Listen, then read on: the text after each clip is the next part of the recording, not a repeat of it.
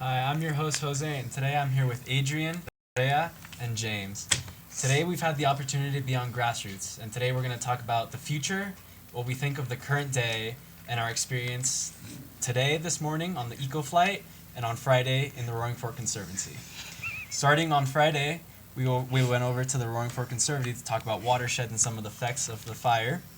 Do any of you have any input on how the fire impacted Basalt or even just up valley in Aspen? Yeah, I got impacted by it because I live in Basalt, and a lot of my friends got evacuated and stuff. Yeah, and then a couple of days after, there was ash everywhere. It was pretty hard to breathe a lot. So yeah, it was pretty tough. Yeah, it was pretty hard. Some of my family lives in Aljabal. That was like when they had to get evacuated and everything. It was like pretty hard because it was just like a really big mess and like people had to just figure out what to do and like if they wanted to take some stuff that they shouldn't be taking or like stuff. And it was just kind of like traumatic sometimes because it was like hard to think that your house would be burning down if it was like not burning down at all. the the ashes got inside the water, and now we don't have, Basalt doesn't have that much money to filter out the water as much as clean as they did. So they're on a very limited water supply for fighting the fire. Speaking about water, we learned in the Roaring Fork Conservancy with that little diagram that she had on set. What did you guys learn about it? Did you learn anything interesting, or did you figure out something that you haven't before? Yeah, I learned that everything that gets thrown away, like a little piece of trash or oil from a motor, it all goes down to the watershed. Like for us, the Roaring Fork River, and it's gonna be pretty hard to do like fun stuff during the summer and like drink out of it. So yeah, we gotta clean up our mess. Yeah, I agree with him. We kind of did like this small project where like each group got designated a small area to like try to like stop like clean it up and stuff like that. And it was like just like the tiniest stuff can just mess up our ecosystem. So it was like pretty cool to see all that stuff. I learned that if we tried to put filters in the water or anything to like clean it while it's running through, if it's not a natural filtration system, then it'll just flood the river. So currently with the Christine Lake fire, what do you think we could do to prevent water pollution? I think we should put like filters at the riverbeds. Take out all the trash, all the ash, the remains of trees and stuff, and just keep it there. Then pick it all up and throw it away, but not in the river, just in the landfill where it goes. Yeah, I would like to add to him we should also like enforce our laws about like no littering. Yeah, no littering. No littering. Or just like enforce people to stop like to clean up after themselves. Because like if we just have like more trash and more trash, it's just gonna like start building up more, and it's more likely for us to like start a fire or something like that. I'm just gonna say the same thing that she said, really. That's Okay. Moving on to this morning, we went on the Eco Flight, which we had the opportunity to go on, thanks to our pilot Bruce and the Eco airplane. Yeah. And so, did you guys see anything interesting? Did you see anything? The fire line? Did you see anything? Yeah, I saw a fire line in Elgibel. I also saw my house, which was pretty cool. Yeah, like I saw how big it was. I didn't think it was that big at first, but then on our airplane, it's like huge. Yeah, Bruce showed us a lot of stuff that we could see. We saw like buttermilk and stuff, but like we didn't get like really up close to the fire, but we could see like the fire and like how much damage was done and how close it got to like some houses. And it was pretty scary, honestly. I saw my dad's coworker's house, and he lives right across the street from the fire, and it would just be insane to be in his perspective, seeing all the ash flying around and, just being right there. Well, for me, being a first-time flyer was an amazing experience. Kind of scared about it, still. So, do you guys have any careers that you'd like to talk about that you want to pursue in the future and how they could impact our community if you're going to stay local? Yeah, I want to be a farmer once I graduate high school to like give people some food, provide for the community. But I'm gonna need water, so like y'all gotta be mindful if you guys want fresh fruits and vegetables. I want to be an animator by like just basically doing cartoons and stuff like that. And in like the process, you use like a lot of paper to like draw out your designs and stuff like that. And I think like if I were to make a cartoon by myself, I would really like to advocate recycling and like ideas to just save the world. I would either be a pilot to help fight the fires or do a bunch of technological things. Because technology is the future. Okay. So to the people out there who litter or dump in rivers, lakes, and ponds, do you have anything to say to them? Do you have any thoughts?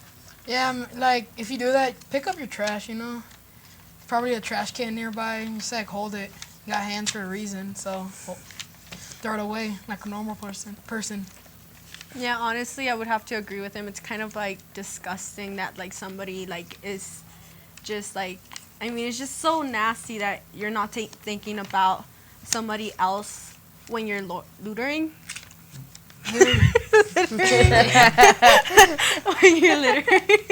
When you're littering, it's just like, don't be selfish. Just think of other people and think about like the future generations, because it's not fair that like older generations get to ruin the world and like future generations have to fix it, and yet they like expect so much from the future generations, even though they like ruined the world, kind of, basically.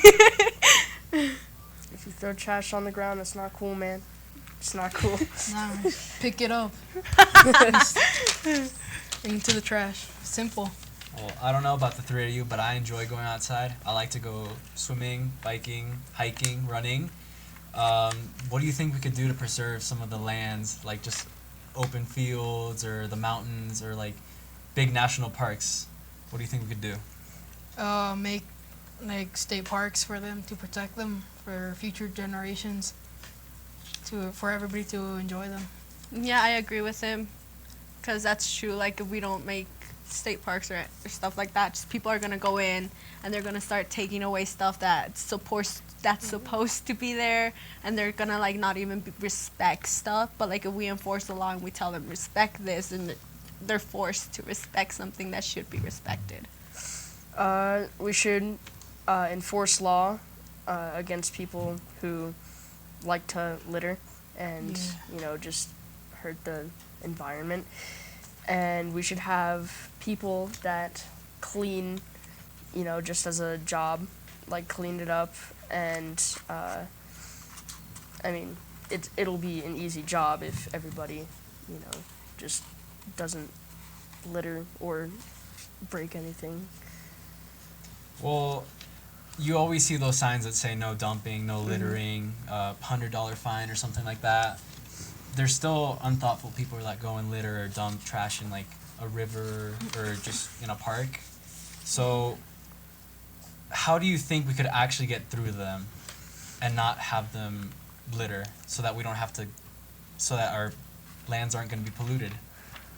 We should have. You can go. We should have patrol. Just people going around in carts and just watching what everybody's doing. Yeah.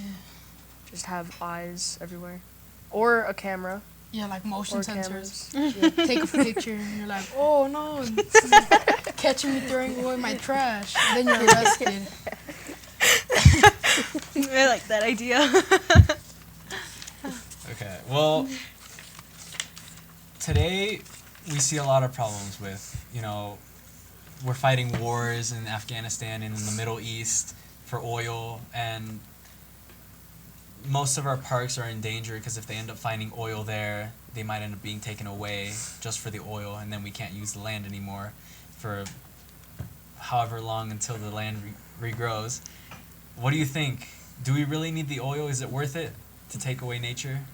I mean, make like a small spot to take away oil, but don't take away too much because They need currency. the nature is better.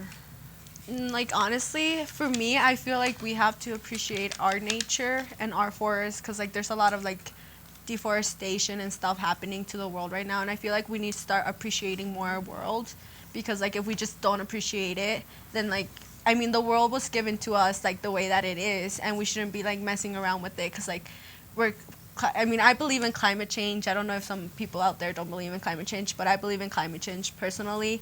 And like with all the deforestation and everything, like with all that, the car fuel and like everything that's going into the air right now, if there's not enough trees, then like we're just gonna like mess up our atmosphere a lot, and just it's gonna be like a huge mess. So I feel like it's not worth a park. It's not worth oil. It's not worth a park if there's oil there. I think I just messed up my words. We should just keep what we have. That's all I have to say about that. Just keep what we have. Well, I mean, we're in the modern ages. We have solar, wind, hydropower. Do you think we could implement any of that into most of everything? Like most of the city's buildings or towns' buildings or major cities' buildings? I mean, yeah, it just isn't it like more expensive or something? It is, but think of the long run. Yeah, then if I was a company, I'd make it cheaper, get more people to do it, start saving stuff, make solar panels for your house. Yeah, I would agree with him. I feel like we should implement more like solar panels and stuff like that. Because even though it's expensive, like for the Long. the long run, it's gonna help our environment, and it's gonna benefit. It's going to benefit us personally as well. Just go solar power, yay. Yeah. Today we got told that as cities grow, we end up losing the land. For example, Boulder and Denver. Basically, no more land in between them. They just kind of merge together. Do you think that we should stop urbanizing? Should we keep it rural? Yeah, we gotta go back to living on farms. Join me. Yeah. I feel like I feel like we should kind of like stay the way that we are right now, like just kind of stop building stuff. If we want a new building, then we should find a place that's already been built on and not like cut down trees or stuff like that to build a new building unless it's like necessary. I'm just gonna go off what they're talking about. I just can't think of my own stuff, apparently. Yeah. All right. Well, continuing with this, we're a growing population. We grow exponentially. We don't know where our tipping point off is. So if we stop building what we are right now, more buildings, more houses, hospitals, schools, what would we do? We'd end up turning into like, we'd go more into poverty, if you understand. How do you think we could avoid that? Wait, what? Wait, Could you explain it? rephrase that? We're a growing population. And so if we stop making buildings, houses, workplaces, people would end up going into unemployment, people wouldn't have houses, the country would basically go into poverty. How could we avoid that? Don't have too many kids, you know? You just gotta like chill out, I guess. Don't have too many kids, and, yeah. And then we won't have that problem anymore, I think. Yeah,